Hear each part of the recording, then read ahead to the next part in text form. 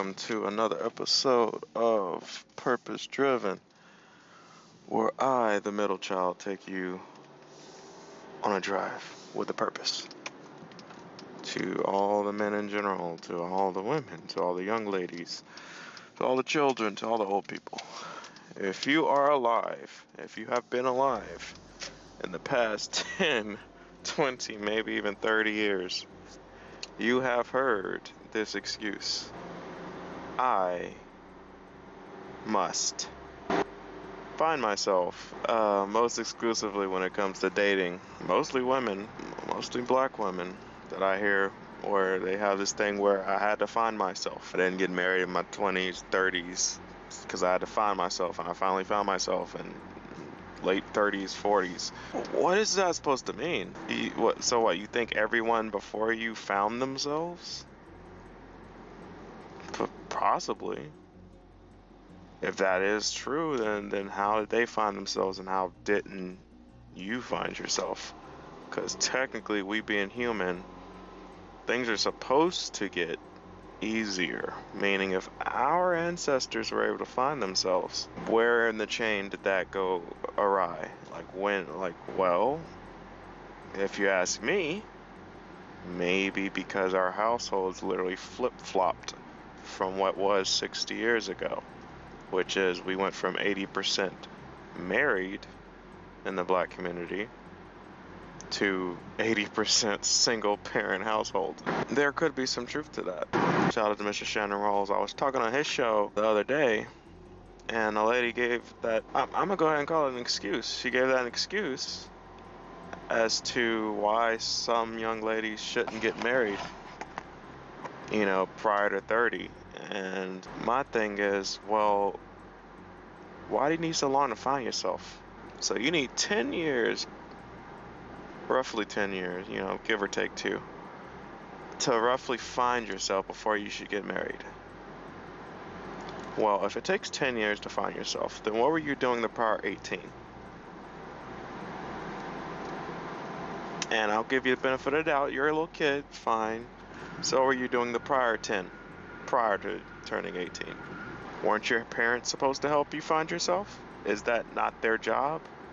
Is that not their position?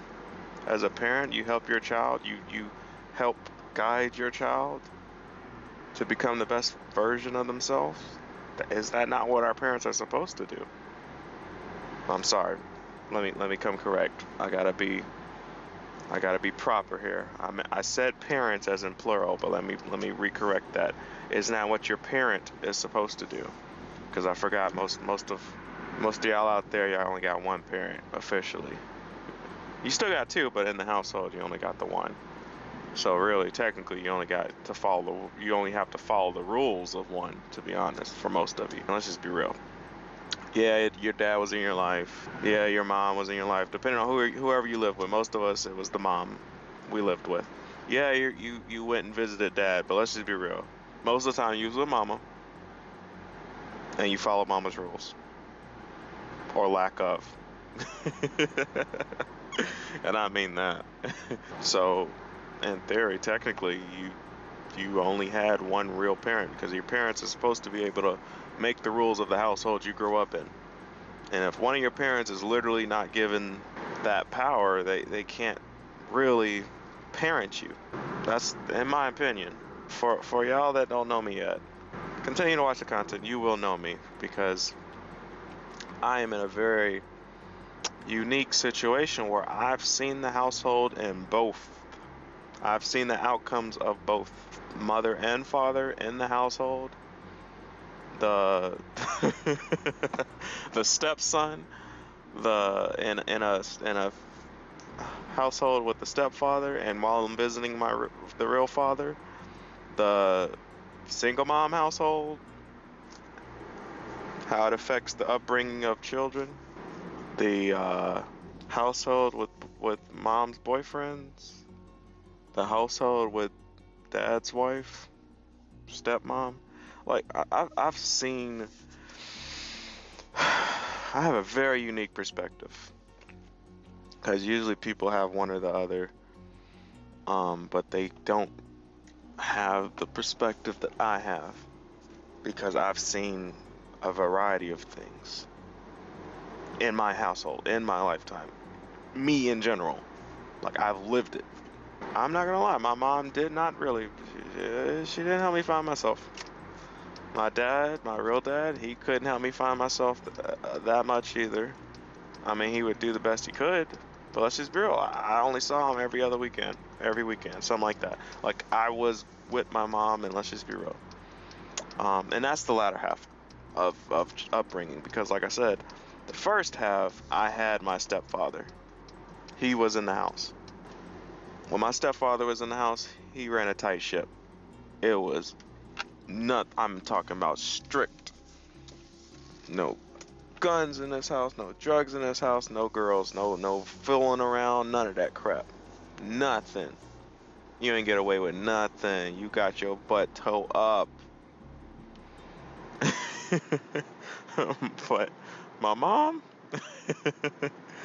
oh man, I'm not gonna say it was the exact opposite, but it was almost the exact opposite. Drugs, weed. Now I didn't say pills technically, but let me just say some individuals, younger than myself, they did partake a time or two in that.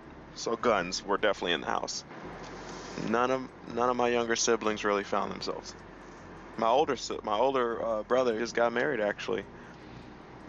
Um, like I said, me and my older brother, we had the benefit of a father in the house. And look at us. I have a family. Just got my marriage license. He just got his. Just got married. We came from a household with a father. My three younger siblings, drama. I'll just say it like that, drama. I mean, yeah, you could say stereotypes, but it is what you would expect, unfortunately, in a single mother household. So in that unfavorable, now I will say it definitely, with the father in the house, it made it easier to focus on myself because you didn't have to worry about much. There wasn't chaos, utter chaos in the household. Yes, there was order. Yes, it was strict. And no, my stepfather was not a perfect man at all. But he definitely groomed me and my older brother. And to a very small extent, I mean, like I said, he had very little impact on the younger ones just because he was put out the house when they were very young. He definitely had a very, very impactful impact on me and my older brother. And I definitely found myself. I knew I wanted to be a father. I knew I wanted a black wife when I was 17. I knew that. I was like, I want to be a father. Now, the only thing I didn't know, however, the one thing I will say is the financial part.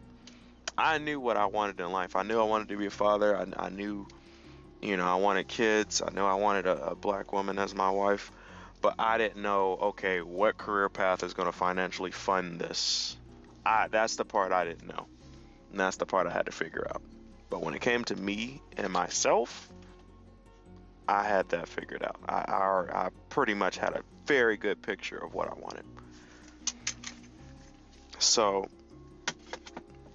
I bring that up to say that's not a valid excuse. You can try to say it's a valid excuse. Like I said, you can try. But to me, it's not a valid excuse. Now, if you want to make it a valid excuse, now we have to ask the questions. Well, why did your dad not make it work out? Why did your mom have a child outside of wedlock? Which is one of the most secure things you could do to make sure that Papa just won't run off. It's recommended, statistically proven. It's the better way to raise a child. Why this? Why that? You can go on for days. But at the end of the day, we still come back to the same conclusion. Why do you need so much time to find yourself? Really what it is it's just a backward excuse to run around and do what you want. Most likely just having sex and doing a bunch of meaningless stuff. And that's another thing. If you need time to find yourself, how you got so much time to have sex and do all this stuff? How you got time to do all that?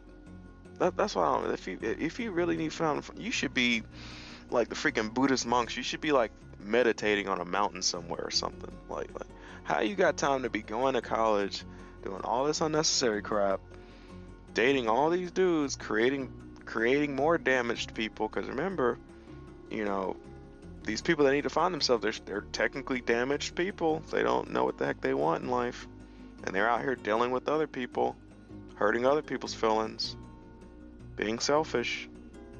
You should be on a mountain meditating, finding yourself. Why are you out here dealing with people? You shouldn't be doing that. Just saying, it's something to think about. Till next time.